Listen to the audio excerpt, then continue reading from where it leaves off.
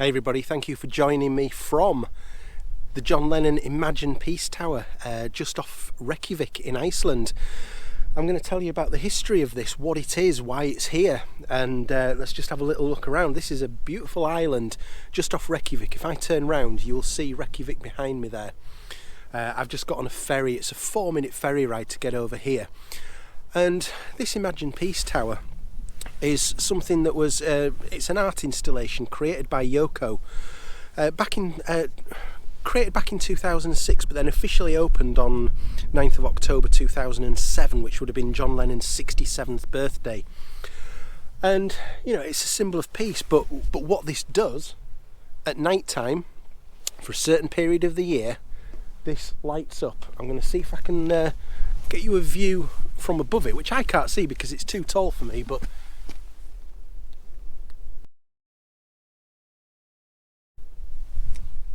maybe you could see there what it looks like. But I would imagine there's a lot of lights pointing upwards.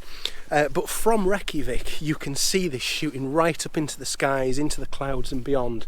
And it's a pretty beautiful sight. I've taken some good photographs of it. But essentially what happens with this is between the 9th of October being John's birthday and 8th of December being the anniversary of his death, and selected other dates throughout the year, this will light up about an hour after dusk through till midnight, and it's a very impressive sight. I'm going to show you on here. If I walk around it, you're going to see that it says Imagine Peace in all sorts of different languages around this. This circle that it's on, if any of you have been to Strawberry Fields in Central Park in New York, I'd say it's probably about double the diameter of that mosaic that's on the floor there. But let's go and get a look at this. So you can see the different languages that's on here. Some that might look a little bit more recognisable. Well, there's English, and then you can see you've got some that look a bit more recognisable as English. But there's all sorts of languages on there where it says Imagine Peace. And one of the reasons why this site was chosen is, well, apart from the fact that it's a beautiful location, very peaceful out here, is over on the mainland on Reykjavík. There's a house called Hobdy House, and this is where in 1986 there was what was called the Reykjavík Summit between US President Ronald Reagan and the Soviet Union President Mikhail Gorbachev, and they met here. There's a famous photograph taken on those steps. And although the meeting was to try and sort of decide a way forward in the Cold War to see if things could be made better, although no agreements were made that day, it's regarded as having led to what happened over the next few years. It laid the foundations for things like the set of events that led to the fall of the Soviet Union and the fall of the Berlin Wall and the unification of Germany. And that supposedly is one of the main reasons why Yoko chose here for the Peace Tower. If I turn round, behind me, over on the island you see behind me there, that's where the Peace Tower is. And as we walk to the edge of the grounds of Hobdy House, this behind me here is a piece of the Berlin Wall that was brought here in recognition of what had happened in this building, to sort of bring about the changes that then went on. So yeah, genuine piece of the Berlin Wall there.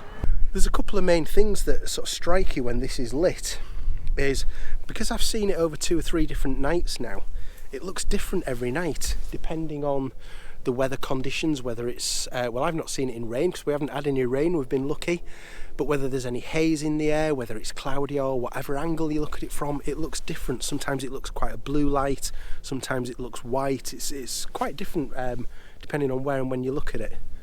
But the other thing that really sort of struck me with this is that as a Beatles fan, as a John Lennon fan, having been to places like Menlove Avenue in Liverpool, the house that he grew up with Aunt Mimi, and the Casbah and the Cavern and those places where he did those early gigs, and you think this was just some young scally from Liverpool who, in his own words, you know, formed a band and made it very, very big, that's all.